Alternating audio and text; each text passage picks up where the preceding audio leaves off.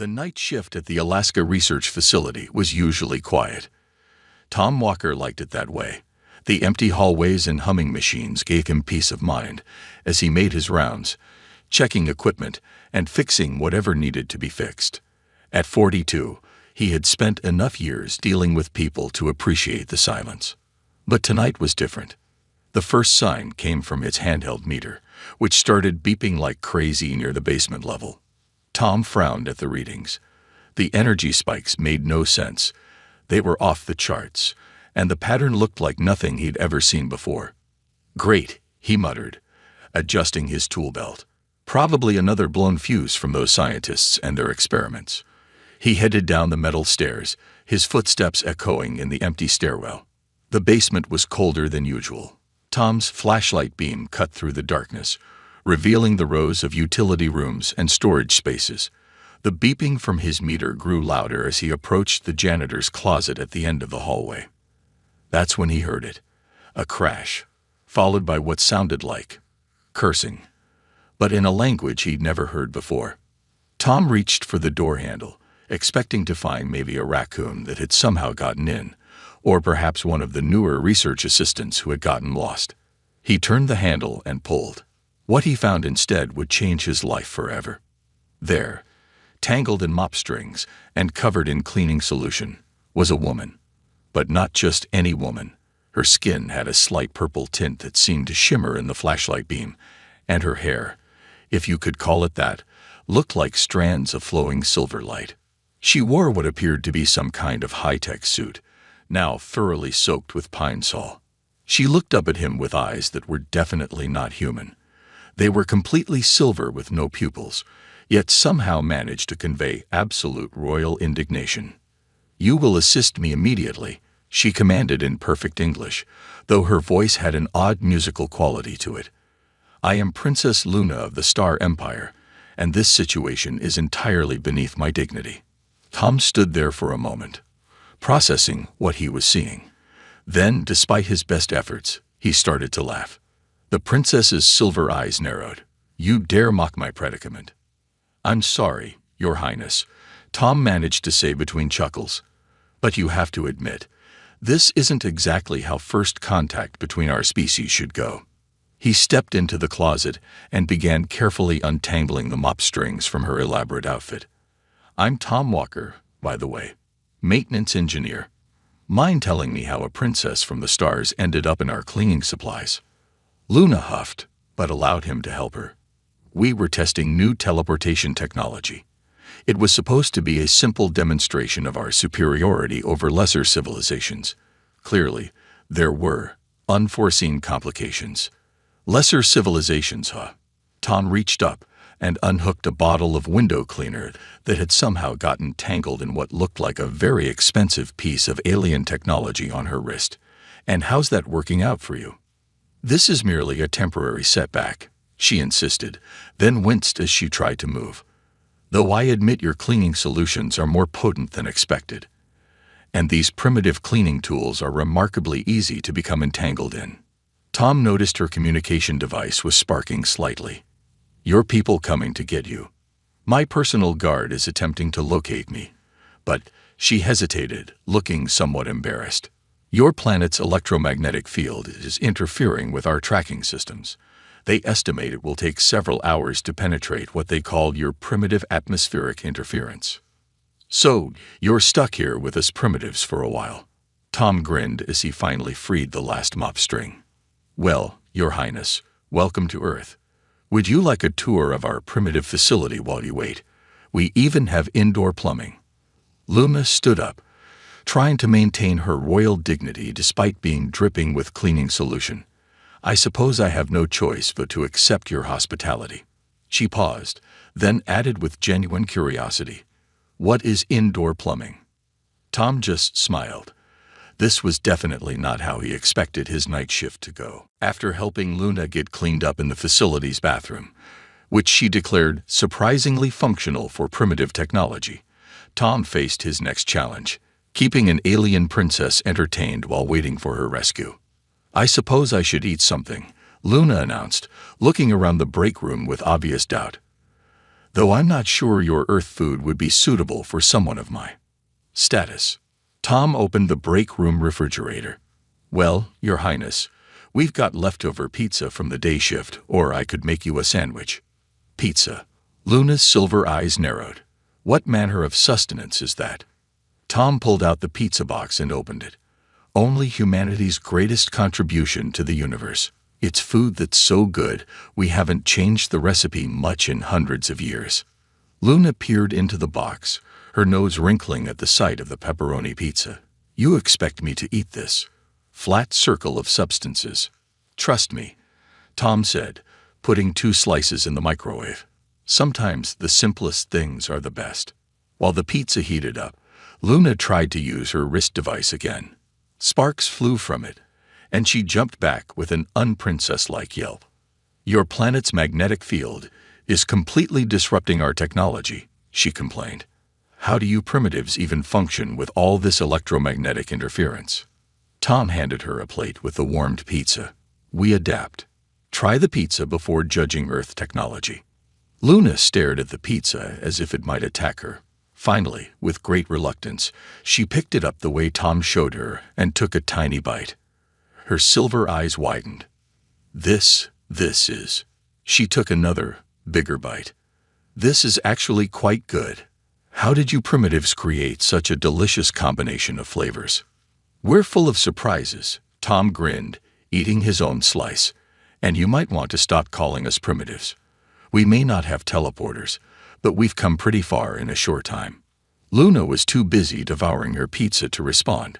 When she finished, she looked almost embarrassed at her lack of royal manners. Perhaps I should learn more about your civilization while I wait. Purely for diplomatic purposes, of course. Tom was about to respond when Luna's wrist device suddenly crackled to life.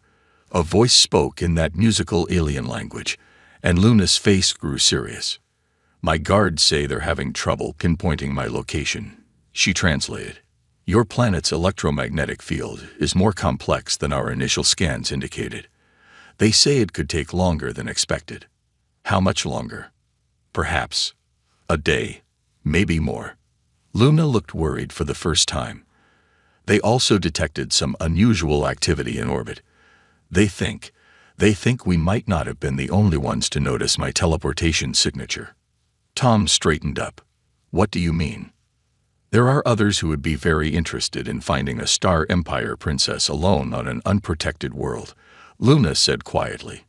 My guards are trying to reach me first, but a sudden beeping from Tom's facility monitoring tablet interrupted her. He pulled it out and frowned at the readings. Speaking of unusual activity, he said, showing her the screen, these energy signatures just appeared around the facility.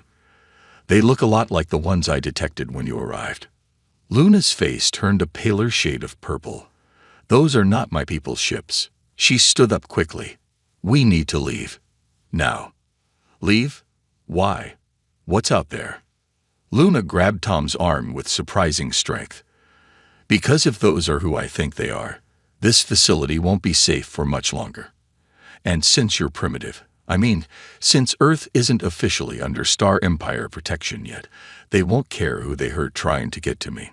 Tom looked at his half-eaten pizza, then at the worried alien princess. So much for a quiet night shift. Tom's truck bounced along the snowy Alaskan road as they fled the research facility. Luna sat in the passenger seat, constantly checking her malfunctioning wrist device and jumping at every shadow. What exactly are we running from? Tom asked, keeping his eyes on the icy road ahead. The Deep Space Coalition, Luna replied, her silver eyes scanning the night sky. They're rebels, you might say. They believe the Star Empire has too much power. Capturing a princess would be a huge victory for them. A bright light suddenly lit up the sky behind them. Tom looked in his rearview mirror and saw an explosion in the distance where the facility stood.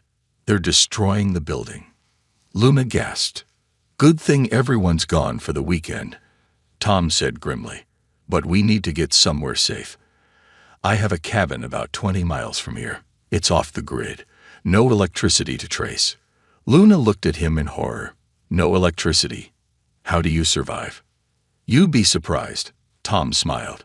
Sometimes the old ways work best. They drove in silence for a while, until Tom turned onto a narrow dirt road. The truck's headlights illuminated swirling snow and dense forest on both sides. Suddenly, a beam of light shot down from the sky, cutting through the trees ahead of them. "They're scanning for me." Luna ducked down in her seat. "My royal DNA signature is easy to track." Tom didn't hesitate. He turned off the truck's engine and lights, letting momentum carry them forward in darkness. "Hold on," he whispered, turning the wheel sharply. The truck slid down a small embankment, coming to rest under a thick group of pine trees. Tom quickly threw a tarp over the vehicle, one he kept for emergencies. "Your primitive vehicle will not hide us for long," Luna whispered, though she sounded more worried than condescending now. "Maybe not," Tom agreed, grabbing his emergency pack from behind the seat. "But the storm will help. Look." The snow was falling harder now, thick flakes swirling in the wind. Luna's eyes widened in understanding. "The precipitation. It will interfere with their scanners." "Exactly. And I know these woods better than any alien scanner." Tom checked his compass. "My cabin's about 2 miles that way. Think your royal feet can handle a hike?" Luna stood up straighter, trying to look dignified despite her situation. "I have had the finest physical training in the Star Empire. I can handle your primitive wilderness." 20 minutes later, Luna wasn't feeling quite so confident. She struggled through the deep snow, her high-tech suit apparently not designed for Alaska's harsh weather. Tom walked ahead, using his knowledge of the terrain to find the easiest path. How do you navigate without technology?" Luna panted, after nearly falling for the 3rd time. Tom helped her over a fallen log. "Stars, landmarks, knowing the land. Humans got along just fine before GPS, you know." A distant humming made them both freeze. Through the trees, they could see strange shapes moving in the sky. "Ships," Luna whispered, "belonging to the coalition." "They're using thermal scanners now," she said. "They'll find us soon." Tom looked thoughtful. "Thermal scanners, huh?" Looking for body heat, he pointed to a nearby stream. "How waterproof is that fancy suit of yours?" Luna's eyes widened. "You cannot be serious. The water's flowing under the ice. It'll mask our heat signatures. Plus, they won't expect anyone to be crazy enough to go for a winter swim." "This is absolutely undignified," Luna protested, but followed Tom toward the stream anyway. The humming of the ships was getting closer. Tom started breaking the thin ice near the bank. "Sometimes, Your Highness, survival means doing undignified things." He grinned at her, ready to try another Earth experience. Luna looked at the dark water, then at the approaching ships and sighed. "I'm beginning to think I underestimated how challenging you humans can be." The inside of Tom's cabin was dark and cold when they finally arrived, both of them dripping wet and shivering from their icy stream crossing. Luna watched as Tom quickly moved around the space, working without any modern technology. Within minutes, he had a fire going in the stone fireplace. The warm light filled the small cabin, revealing wooden walls covered with books, maps, and what Luna recognized as tools, though much simpler than anything in the Star Empire. "Here," Tom said, handing her some dry clothes. "They're not royal garments, but they're warm." Luna examined the thick flannel shirt and wool pants with curiosity. "Your clothing is primitive, yet practical." She disappeared behind a screen to change. When she emerged, she looked very unprincess-like in the oversized Earth clothes, but considerably warmer. She moved closer to the fire, examining the flames with fascination. "You created heat and light without any power source," she observed. Tom chuckled, putting a kettle on the wood stove. "Fire was humanity's first great technology. We've been using it for thousands of years. Yet you've gone from fire to space observation in less than 3 centuries, Luna said thoughtfully. The Star Empire took twice that long. She paused. Perhaps that's why some fear your species. Fear us. Tom raised an eyebrow, preparing 2 cups of hot tea. We're the ones without teleporters or spaceships. Luna accepted the tea carefully, sniffing it before taking a sip. Her silver eyes widened at the taste. This is quite good. But yes, many in the Empire fear how quickly humans advance. Your adaptability is unsettling to some. A comfortable silence fell as they warmed up by the fire. Luna's eyes wandered around the cabin, taking in the books on the shelves. What are all these paper objects? Tom walked over and pulled down a book about Earth's space program. Books. We use them to store and share knowledge. He handed it to her. This one shows how we went from flying the first airplane to landing on our moon in just 66 years. Luna flipped through the pages carefully, her expression changing from mild curiosity to genuine interest. This is remarkable. The innovation speed. The solutions you found with such limited resources. She stopped at a picture of the first moon landing. You did this with computers less powerful than my broken wrist device. Sometimes limitations breed creativity, Tom said, adding wood to the fire. When you can't just teleport somewhere, you have to figure out other ways to get there. A distant explosion made them both jump. Luna rushed to the window, but Tom pulled her back. Stay away from the windows. The firelight's dim enough that they won't spot it easily, but they might see movement. Luna nodded, learning to trust his survival knowledge. She returned to the book, but her hands were shaking slightly. I never thought I'd be in this situation, she admitted quietly. Hiding in a wooden shelter, wearing primitive clothes, running from my own people's enemies. She looked up at Tom. And being helped by someone I would have dismissed as a primitive just hours ago. Tom sat down across from her. Life has a way of changing our perspectives. Indeed. Luna traced the book's picture of the lunar module. You know, the coalition ships have a weakness. Their scanning technology depends heavily on detecting energy signatures and heat. They're not very good at, what did you call it? Old-fashioned observation. Are you suggesting we might have an advantage they won't expect? Luna smiled, and for the first time, it wasn't a royal or condescending smile. It was the smile of someone discovering something new about themselves. I'm suggesting, Tom Walker, that perhaps it's time I learn more about how humans solve problems. She closed the book carefully. After all, you've survived and thrived on this challenging planet without any advanced technology. Clearly, there's more to your species than we realized. Another explosion sounded, closer this time. They both knew they wouldn't stay safe in the cabin for long. But now, they had something they didn't have before. Mutual respect, and the beginnings of a plan. The coalition ships arrived just before dawn. Tom and Luna heard them before they saw them. A low humming that made the cabin's windows vibrate. 3 dark shapes descended through the snowy sky, their scanning beams cutting through the early morning darkness. They're using a standard search pattern, Luna whispered, peeking through a small gap in the wooden shutters. They still think we'll be using energy signatures they can track. Tom finished checking his hunting rifle, ready to show them how primitives fight back. Luna nodded, looking strange but determined in her flannel shirt and boots. I still can't believe we're defending ourselves with such simple tools. Simple doesn't mean ineffective, Tom grinned, grabbing his backpack. Did you set up those traps like I showed you? Yes, though using ropes and fallen logs seems far beneath royal dignity. Despite her words, Luna smiled. She had spent the last hour helping Tom set up various hunting traps around the cabin, modified for much larger prey than usual. The first coalition soldier appeared through the trees, wearing sleek armor that seemed to shift colors like oil on water.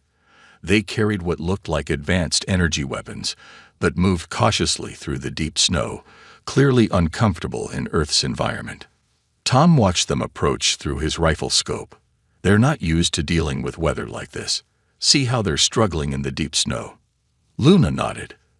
The coalition relies too much on their technology. Most of them have never had to fight in actual physical conditions. She paused. Like I used to think, before I met you. Suddenly, one of their traps sprung. A hidden rope yanked upward, sending 2 coalition soldiers flying into the air, their weapons dropping into the snow. Their shouts of surprise were very un-alien-like.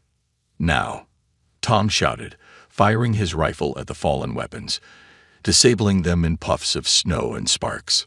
Luna threw open the cabin's back door, using the distraction to run toward their second line of defense. The remaining coalition soldiers spotted her and started shooting, their energy weapons lighting up the dawn sky. But Tom had planned for this. The soldiers' shots hit sheets of ice and snow he had carefully positioned in the trees. The energy blasts melted the ice instantly, sending avalanches of snow down onto the attackers. Their suits aren't waterproof, Luna called out with almost childish glee as she watched the coalition soldiers struggle. They never expected to deal with frozen water. More soldiers emerged from their ships, but they were falling into trap after trap. Simple rope snares, falling logs, and strategic piles of snow were creating chaos among the highly trained but environmentally unprepared aliens. Tom ran to join Luna behind their makeshift snow fortress. "How's that primitive human ingenuity working for you now?" he asked, reloading his rifle. "I admit, I'm impressed," Luna said, ducking as an energy blast flew overhead. "Though we could still use some help from my guards." As if on cue, her wrist device crackled to life. Through the static, they heard voices speaking in the musical language of the Star Empire. "They're coming." Luna's silver eyes lit up. They'd finally broken through the electromagnetic interference. A new sound filled the air, a deep, powerful hum that made the coalition soldiers look up in fear. Through the morning clouds, massive ships appeared, their designs more elegant and refined than the coalition vessels. "The Royal Guard," Luna said proudly. "And they're about to witness something unprecedented. A primitive human and a Star Empire princess successfully defending themselves using nothing but local materials and simple tools." Tom watched as the larger ships disabled the coalition vessels with precise energy blasts. "Think this will change how your people view Earth?" Luna looked at the chaos their simple traps had caused, then at the coalition soldiers being rounded up by her guards. Some of them were still trying to get out of snow piles and rope snares. "I think, Tom Walker, this will change how we view a lot of things." The Royal Guard ships hovered above the snowy clearing, their engines melting perfect circles in the snow beneath them. Luna stood tall as her guards approached, though she made no move to change out of her Earth clothes. Tom noticed she actually stood a little closer to him when the guard captain approached. "Your Highness," the captain said in English, his silver armor gleaming in the morning light, "we came as quickly as we could." His eyes moved to Tom, then to the coalition soldiers still tangled in primitive traps. "Though it seems you had the situation unexpectedly well handled." "Thanks to Tom Walker," Luna said firmly. "He protected me using methods our advanced technology couldn't have matched." The captain's expression was hard to read behind his fancy helmet. "A human protected you. Your father, the Emperor, will find this difficult to believe." "Then perhaps," Luna smiled, "it's time for the Empire to learn some difficult truths." More guards were now examining the traps, looking bewildered at their simple but effective design. One of them tried to scan a rope snare with an advanced device, as if expecting to find hidden technology. "It's just rope," Tom explained, trying not to laugh. "Sometimes the simplest solutions work best." The captain turned to him sharply. "You dare address the Royal Guard directly." But Luna stepped between them. "He dares because he has earned that right. This human showed me more about true intelligence and adaptability than 1,000 royal tutors." She looked around at the battlefield. "Look at what he accomplished with just local materials and quick thinking." The guards murmured among themselves, studying the scene. Coalition soldiers, with their advanced armor and weapons, had been completely defeated by snow, rope, and well-placed logs.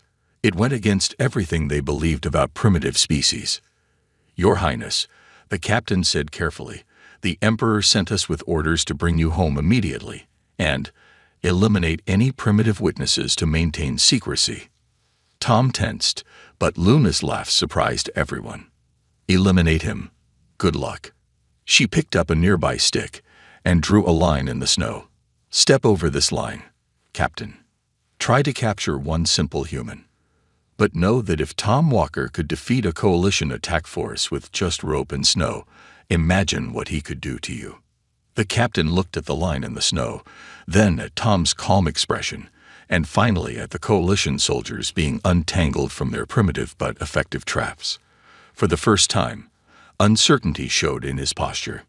Besides, Luna continued, it's too late for secrecy. The Coalition knows about Earth now. They'll be back, better prepared next time. She turned to Tom. Unless. Tom raised an eyebrow. Unless what? Unless we change things. Luna faced her captain again. Send a message to my father. Tell him I found something more valuable than any teleporter test. I found a species that defeated advanced attackers with nothing but ingenuity and basic materials. A species that could teach us much about thinking differently. Your Highness, that's not protocol. Protocol. Luna gestured at her flannel shirt. Was it protocol for a princess to hide in a wooden cabin? To learn to set hunting traps? To drink something called hot chocolate? She smiled at Tom. Sometimes breaking protocol leads to the best discoveries. The captain looked around again, seeing his fellow guards still puzzling over the simple but effective traps. Finally, he gave a slight nod. What exactly are you proposing, Your Highness? Luna's silver eyes sparkled. I'm proposing we stop thinking in terms of advanced and primitive. I'm proposing the Star Empire learn some humility, and perhaps learn some new ways of solving problems. She turned to Tom. That is, if Earth is willing to teach us. Tom looked at the scene around them. Alien soldiers and royal guards standing in the snowy clearing of his cabin, all of them reconsidering everything they thought they knew about primitive species. Well, he grinned, I suppose I could start with explaining how a lever works. 3 months later, Tom stood in a grand hall of the Star Empire's diplomatic ship, feeling slightly uncomfortable in his new suit. The Earth clothes seemed out of place among the advanced technology and elegant alien designs all around him, but Luna had insisted he wear them. To remind everyone, she had said, that sometimes the simplest things are the best. The ship hung in orbit above Earth, its massive windows showing the blue planet below.